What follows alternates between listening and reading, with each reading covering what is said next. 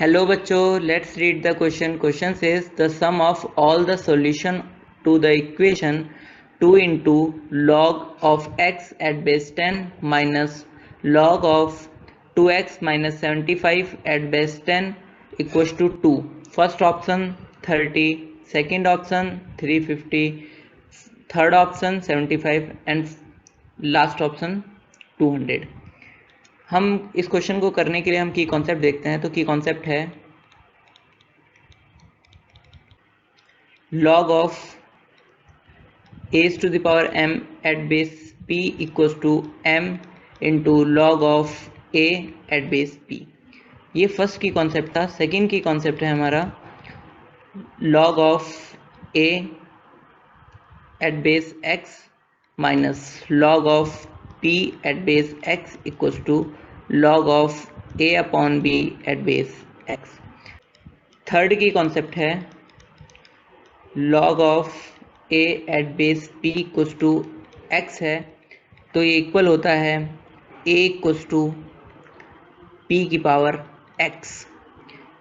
Now हम question पे आते हैं। हमारा क्वेश्चन है 2 log of x at base 10 minus log of 2x minus 75 at base 10 equals to 2। ये जो 2 यहाँ पर मल्टीप्लाई में है, ये पावर में चली जाएगी हमारे फर्स्ट कॉन्सेप्ट के अकॉर्डिंग। तो ये हो जाएगा log of x square at base 10 minus log of 2x minus 75 at base 10 equals to 2।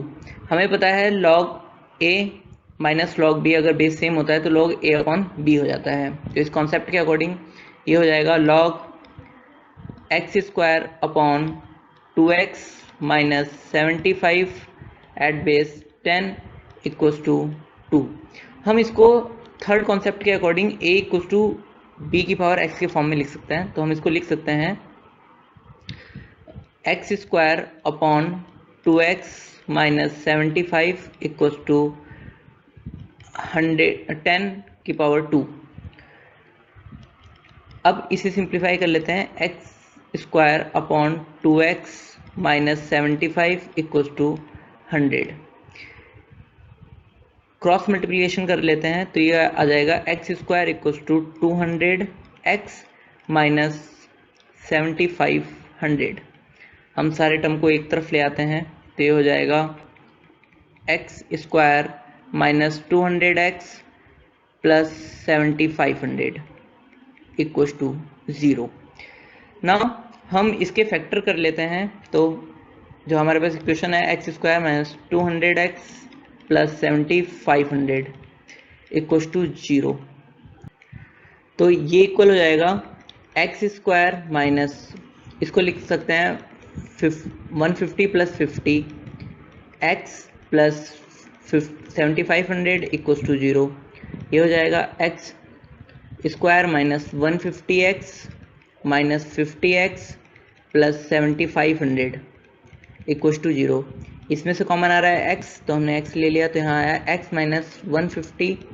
इसमें से आ रहा है कॉमन 50, तो यहाँ से आया x माइनस 150 इक्वल्स टू 0।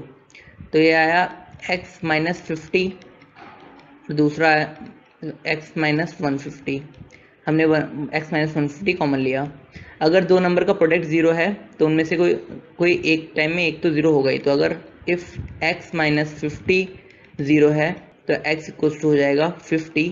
एक सॉल्यूशन इसका 50 हो गया। और x माइनस 150 इक्वल्स टू 0 है तो x इक्वल्स टू 150 हो जाएगा। तो इसका मतलब इसका एक सॉल्यूशन जो आया है वो 50 है और दूसरा सॉल्यूशन जो है इसका 150 है। तो सम ऑफ सॉल्यूशन कितना हो जाएगा? Sum of solution